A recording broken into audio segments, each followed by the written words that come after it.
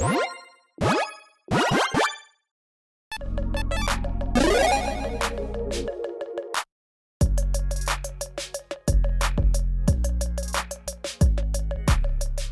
everyone, Mitch coming in from the Commander Score studio. Welcome to the show. So on today's episode, we have the Golden Toilet of the Year Awards for 2024. What commanders do I not like for one reason or another? This is not an episode where I talk about like the least powerful commanders of the year. No. Golden Toilet for a different reason, where this is commanders that I just don't like. I just don't like the design of them for what they do or why they exist. With all that said, you might disagree, and that's completely fine. Comment below with your thoughts on what your favorite and least favorite ones. You might see one of your favorite ones in here and be like, Mitch, I've got words for you. Let's jump into it. So, first up, Felix 5 Boots. I am very sorry, Felix 5 Boots, but you are the 10th least favorite commander of mine from the entire year. And yeah, there are a lot of commanders to pick from, and you made the top 10. A 5/4 Ooze Rogue with Menace and Ward 2 for 5 mana in Sultai.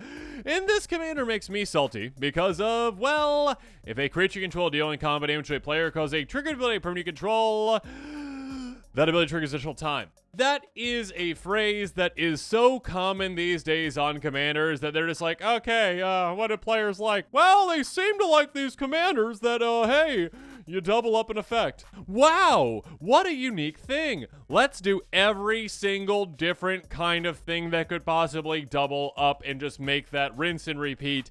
Yeah, that just is literally, this is just, okay, Yarok was like one of the very first ones, if not the very first one off the top of my head. I was like, okay, doubles up ETBs. But all of a sudden they're like, oh, that was effective? People like that? That got popular? Let's oversaturate the market. We are just going to flood everything with double up this, double up that, double up this, double up that. Ooh, and hopefully we're running out of different things that they can double up, but I doubt it. There's probably plenty of things that they're still going to be doubling up, and I just find it to be, no offense to whoever designed this, but lazy design. I understand that it's probably like an ask where it's like, you know what, the players out there like this, so yeah, just keep doing it. It's getting old, it's getting boring, and it is literally just, okay, all right, I guess I go get all the creatures out there that have combat damage triggers when they hit a player, and I toss them into this deck as long as they're within these colors, and that's the commander. Woohoo! Very exciting. No, not exciting at all. Not unique build at all. I am very sorry, Felix 5 Boots. For all those reasons I just mentioned, you are 10th place for this year in the Golden Toilet Awards. Next up, at 9th place, Emerol, the world anew. A new Emerol to make the list. 12/12 Eldrazi for 12 mana in total. When you cast a spell, gain control of all creatures target player controls. Flying protects from spells and from permanents that were cast this turn. When it leaves the battlefield, sacrifice all creatures you control. Madness pays 6 colorless.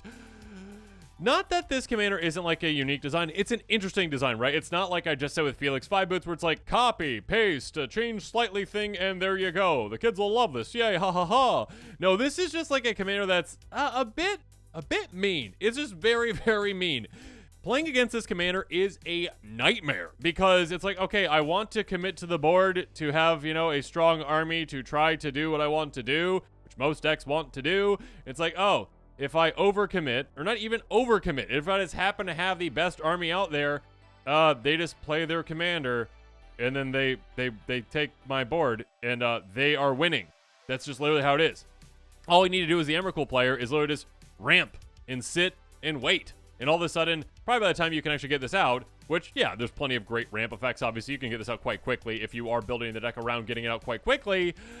Yeah, you're like, okay, cool, you have an army? Awesome, I take it, it's mine. Now I have the best board position in the game. If someone else builds up a better board position, I'm going to bounce this back to my hand. The player whose creatures I stole, they don't get them back. No, they are sacrificed for whatever reason. And all of a sudden, I just use one of my discard effects, essentially. I've got repeatable discard effects, most likely. And all of a sudden, I play this for just 6 mana, and I steal someone else's board. This is a repeatable, I steal your board commander. And to me, that's just a bit mean. Not that commanders can't be mean, but this is just like, okay, you're doing nothing. You're literally committing nothing. You're committing absolutely nothing to the game. You are literally just waiting for someone else to have a good position, taking their position, claiming it as your own, and then when someone else tries to have a better position, you bounce this back to your hand, you sacrifice your position, and then you gain their position. That is literally what this commander does, all within a package of a 12/12 flyer that has protection from a lot of things it's quite hard to deal with. And of course, it's a 2-shot, if not a 1-shot KO, if you just give it double strike with something like a Fire Shrieker. Yeah, this commander, gross. Absolutely gross Emrakul. So yeah, a new Emrakul to be in the top 10 of the Golden Toilet Awards, 9th place. Next up, 8th place. One who, when it initially came out, I was like, wow, this is a really cool design, actually. Now I kind of regret that taken a little bit, because it's like, you know what? Yeah, you kind of can hope that players limit, the way that they'll build around a commander in some ways, when it's pretty obvious that, like, yeah, that's how you should build around it. But, like, also, like, there's a reason why most playgroups out there don't like to play against, like, 18 board wipes in a deck, because you're just going to be sitting there for a long, long, long time. Yeah, I learned that lesson the hard way with my Selenia Dark Angel deck, one of my first decks I ever built, and I was like, yeah, what's wrong? Huh, this is effective for my deck. I'm just clearing the board again and again and again and again and again and again and again and again and again. What's wrong with that? What's wrong? Yeah, a lot, because the other player's just going to be sitting there and you're like, oh, okay, cool. All right, again, kind of like Emerol, build up your board. Go ahead. All right, they built up their board. All right, there's like 20 creatures in play. Cool. I play my 1 mana, pings all your creatures spell. Because it has Death Touch, right? Because again, whenever casting a sorcery spell, you choose that spell against Death Touch and Lifelink. I take out all your creatures with my 1 mana spell. Basically, everything for you is a Blasphemous Act that also gains you an absurd amount of life. So literally, your opponents can't commit to the board ever unless they just want to get just shellacked by your tiny little spells, and all of a sudden you just gain an absurd amount of life very, very easily. And again, it is hard. I don't disagree. It is hard to like limit yourself if you're building around this to not include like 15 easy little ping effects that are just one-sided board wipes. But yeah, it encourages you to build in a way that is pretty unfriendly and really incentivizes you to do that. So yeah, again, you're just going to have like control deck with this without really intending to build that entirely. You're not like, oh, I'm not including like 20 Wrath of Gods in my deck. There's like these tiny little spells that deal out damage. Well, they are just like Blasphemous Act that also gains you 20 life or whatever it is. So yeah, it's pretty absurd. Sorry, Judith. Again, you're a cool design. Again, it's not like, you're like a rinse and repeat design. You're a unique design. It's just a bit too easy for you to allow players to get into the mindset that, yeah, a 20 spell board wipe deck is fine. It's not fine. It's boring. Anyways, Judith, 8th place. Moving on to 7th place, we've got Roxanne Starfall Savant, a 4/3 cat druid for 5 mana in Gruul. Enters the battlefield or attacks, create a tapped colors artifact token named Meteorite with. Meteorite enters and deals 2 damage to any target, and tap add 1 of any color. 1 mana of any color. Whenever you tap an artifact token for mana, add 1 mana of any type that artifact token produced. This is just going to show some of my bias when it comes to card design, over recent years. I don't like the massive influx of everything makes a treasure. You get all the treasures in the world. Just don't like that. And this commander is like, hey, you know what's good at making mana that's an artifact token? Treasures. Just chuck all those in the deck. Now they all tap for 2, essentially, right? Yeah, it is. There's some interesting interactions, right, with this one where you can, like, get things out that make artifact tokens that tap for mana. Like Svella, or like, like that one, 3 mana kicker artifact that also makes other token copies of it that can then tap for extra mana. Those are cool interactions. Just chucking all the treasures in the deck to me is not a cool interaction. So Roxanne, because you are encouraging further artifact treasure, just nonsense. 7th place finish. Moving on to 6th place, we got Niv-Mizzet Visionary. Now, Niv-Mizzet is back, and Niv-Mizzet combos with Niv-Mizzet, which is just very Niv-Mizzet. Here we go, a 5/5 Dragon Wizard flying for 6 mana in Izzet. You have no maximum hand size. Whenever a sorcerer control deals non-combat damage to an opponent, you draw that many cards. Yeah, again, like I said, combos with, I think, 2 of the Niv-Mizzet. Anyways, what happens with this one, and you're going to see a pattern with this, starting probably right now, and maybe the rest of the commanders I'm going to be bringing up.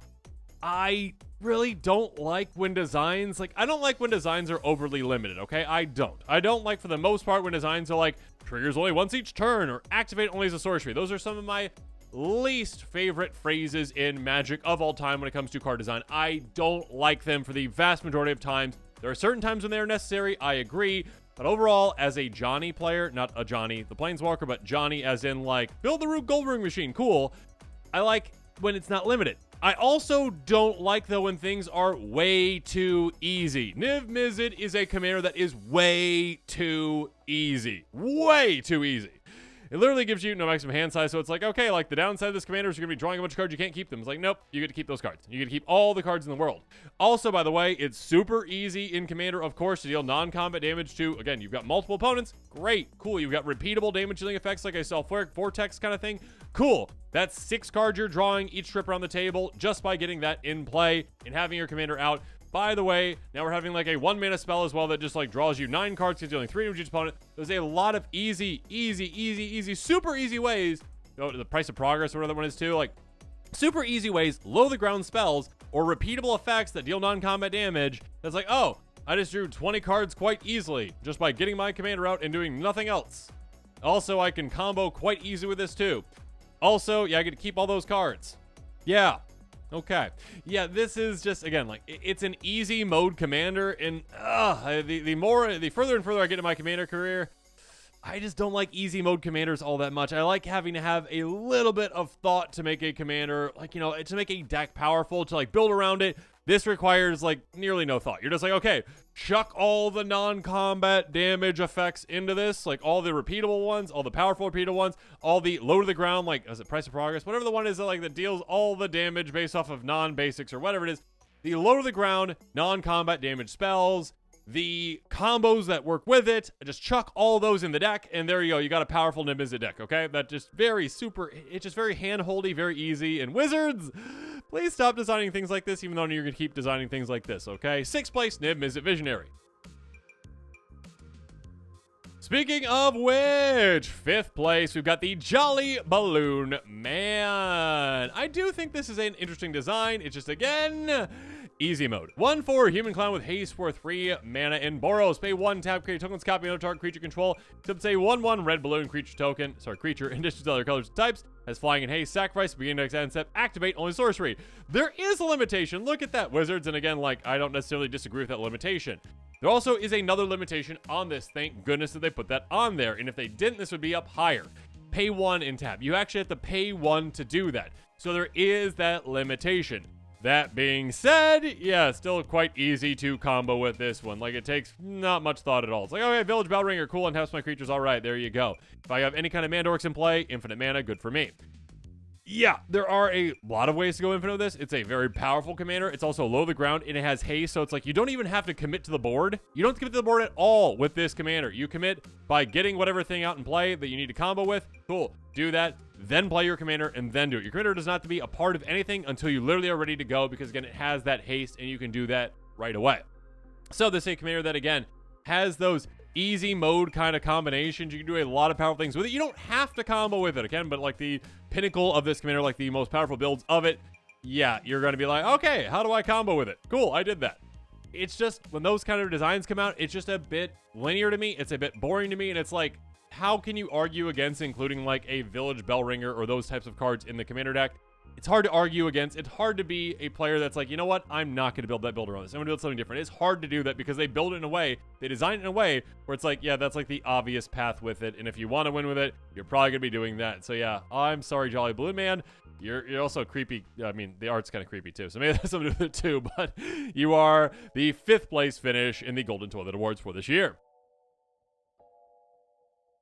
Moving on to 4th place, even more so, we've got Ghirid, Mirror of the Wilds. This one is kind of like Jolly Balloon Man adjacent to me. When we saw this one, I was like, oh no. And then later in the year, they printed Jolly Balloon Man. I was like, oh no again. Anyways, a 3/3 Human Shaman with haste for 3 mana in Naya. Non-token creatures you control have tap. Create tokens copy of target token you control, I should say.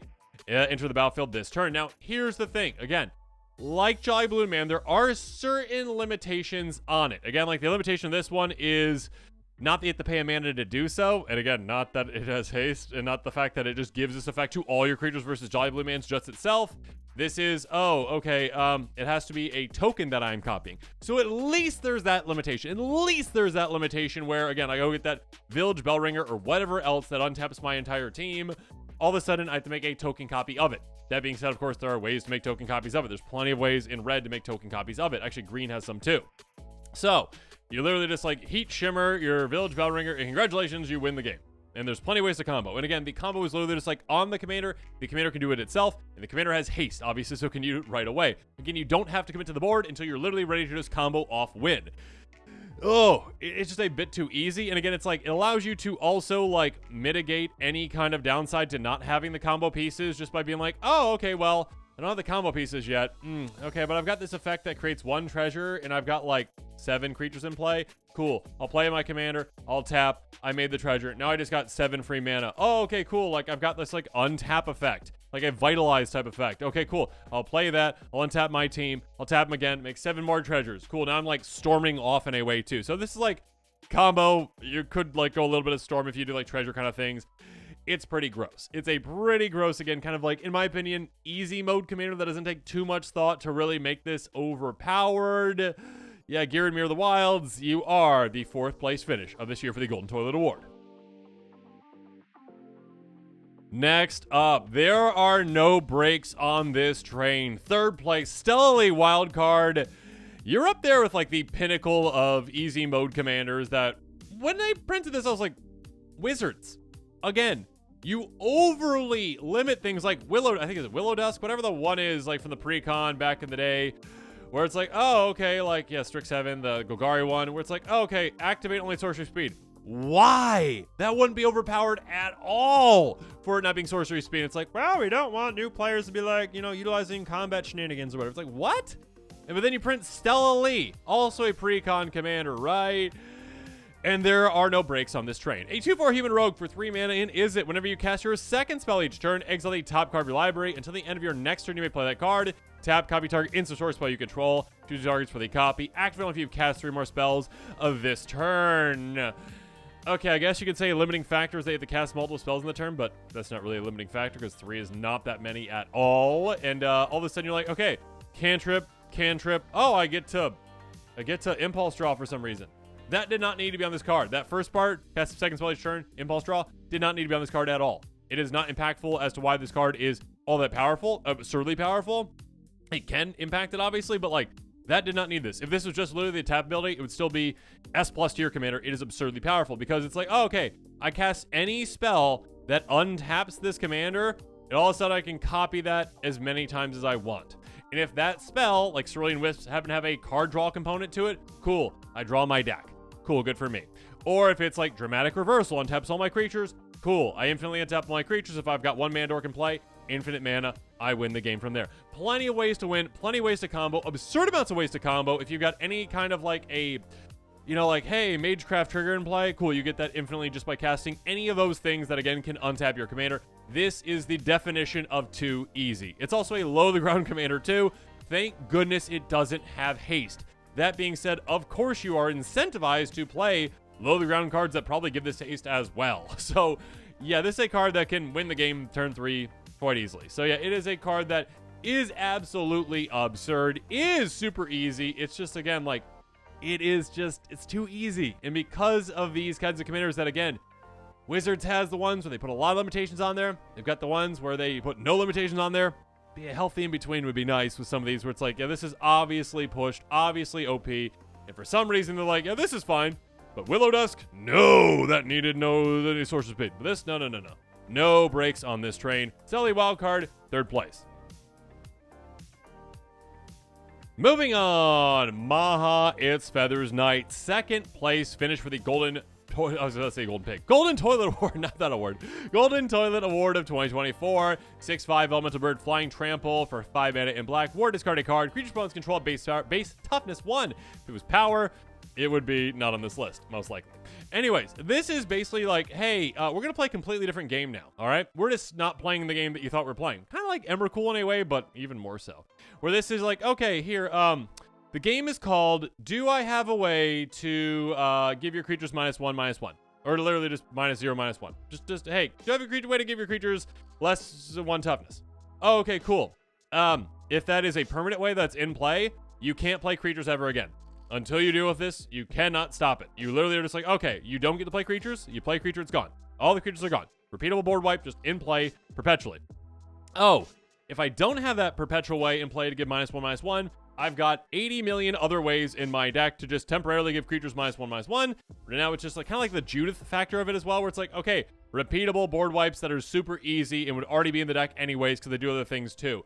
Cool. So either I am locking down the board, or I could very easily, like Judith, just take out the board. So it's like a combination, again, of kind of like Emerol and Judith, where it's like, all right, you can't commit to the board at all. You can't commit any creatures to the board at all. Doesn't matter if you have the largest creature ever. You're like, play this giant Eldrazi or whatever. It has 1 toughness. It's going to get taken out by my very simple, probably 1 mana spell that's like, all right, all your creatures get -1/-1. Yay. Just by having this commander in the command zone, it makes it so that literally your opponents are like, can I even commit to the board at all? Can I even play my creatures? Or are they just going to get taken out super easily and then make it so that you lock down the board? These like lockdown commanders that like don't appear, like this isn't like technically like stacks-ish, but like again, it's like one of those commanders like kind of stacks adjacent, because like it is just incentivizing the player that builds around this to lock down the board perpetually. And yeah, that's not something that many players want to play against. So yeah, it's a super salt-inducing commander that, again, players, when they're playing it, don't think that they're being all that mean with it, but it is pretty mean. It's a pretty mean commander that, again, just doesn't incentivize playing commander at all. It just incentivizes no one doing absolutely anything. So yeah, play your commander, lock down the board, or play your commander, and your opponents are praying that you do not have a very simple spell, which you definitely do, to give all creatures -1/-1. Mahite's Feather's Knight, 2nd place finish in the Golden Toilet Awards. But now for the 1st place finish, Ansrag, the Quake Mole. You came on very, very quickly at the beginning of the year as one that was on my radar for this award. And I think that you won the Golden Toilet Award of your set. You better have, at least. Anyways, 8/4 Mole God for 4 mana in Gruul. Becomes blocked. Untap each creature you control after this combat phase. Initial combat phase. Pay 7 mana in Gruul in total. Ansrag must be blocked each combat this turn of Abel. Okay, literally, here's the thing. Again, Stellally does not say on it, like, also, like, hey, when you tap this commander, you also get, like, a spell that you could copy that, like, you know, untaps this commander. It doesn't, like, just have the actual combo on it, all right? You need other cards to combo with it. Sure, it's incredibly easy to do. There's plenty of cards to do it with. Geared as well as Jolly Blue Man. There's different kind of combos with those, right? This is a commander that literally has the combo on it. Like, Wizards didn't even try to hide it. They're like, no, here, we're being clever, right? Here, yeah, you know what? Yeah, you get this blocked, and you get extra combat, right? Cool, all right, great. All right, you untap, and not just, like, attacking creatures, like any creature. So if you have Mandorks, you're tapping for mana, great, do that too. All right, here's the thing, though. We don't know if players out there realize that lure effects are a thing that, like, force blocks. So we're just going to put it on the card. You just have to pay mana to do that. So all of a sudden, yeah, you got to block it again. Oh, but it's limiting. Don't worry, it's limiting because yeah, it might not survive combat, right? It's only got 4 toughness. That's the limiting factor. Yeah, indestructible. You literally just like, okay, I play one of a million cards that give this indestructible, and all of a sudden it's like, oh, okay, that's a one-sided board wipe at the very least. That might just end the game. That could just go infinite. Like, let's say an opponent has an indestructible blocker as well. Congratulations, that's infinite combats, which if you've got Mandorks to play, it's infinite mana as well. You don't even need that, obviously. You could just have, like, one evasive creature. You don't even need that, though. You're just like, okay, I send my commander at you. I send my commander at you. You just keep swinging your commander to take out all blockers out there, essentially. So this is, again, one-sided board wipe simply by playing an indestructible spell on this. And then if it has trample, you also just win the game. Or if you have any other creature out there, you just win the game as well. It is a super easy commander that the combo is literally written on it, Wizards. Why did you do that? Like, why did you do that? This would have been an interesting commander to me. Still, like, pretty powerful, right? Very powerful. If you literally didn't have that last part on that, it does not need that. It does not need that, because then you force players to actually commit to playing lure effects. You don't have to. You don't have to at all. You don't have to play any lure effects at all with this commander. You don't have to have any in the deck out there. Yeah, it might be a little more, like, quick to get a low to the ground lure effect on this, sure, but you're in a color combination that of course can ramp very quickly, play ritual effects very quickly to get there very quickly, and all of a sudden it just like takes any of the thought process behind building this commander. It's like, oh, okay, yeah, all right, I give it indestructible, I swing, I win. Wow, that was so difficult. I am so smart. I build a great deck. No, this is a commander that takes no thought to build behind, because you literally gave the players exactly how you break this commander on the commander. You said no thought needed. You just get the lure effect on the commander that wants a lure effect, all right? Because you can just infinitely swing, essentially, and take everything out, including your opponents. Literally the worst design of the year, in my opinion, because why, Wizards? Why? If you showed this card to someone from 20 years ago, they'd be like, wait, there's an 8/4 for 4 mana with no downside. You're like, don't worry about the downside. When it swings and becomes blocked, which it will, yeah, you are going to get extra combat, and you can force the blocks, and there you go. And they're like, what is going on? We have like these 6/6s that have massive downsides for 8 mana. Yeah, this is absolutely insane. Wizards, please, please, please. For 2025, and maybe this is just me, make it so there's commanders out there that aren't just easy mode, and especially make it that even if the ones are easy mode, don't just put the combo on the card, all right? Make players have to have some thought process to actually make a powerful deck instead of just being like, here's the powerful deck, just on the commander. All right, takes no thought at all. Wizards, Golden Toilet of the Ward, of the Year award, Ansrag the Quake Mole. I think this wins. This just wins by far. This just when this was printed, this was just absurd to me. Where it's like, why? Why did you do this? Why would you put the actual combo on the card? Not that it was hard to figure out, but you don't have to commit to lure cards at all. Wizards, you deserve this. Golden Toilet, Ansrag. And with that, this episode is coming to a close. Make sure you comment below with your thoughts on this one. And of course, as always, thanks again and have a good one.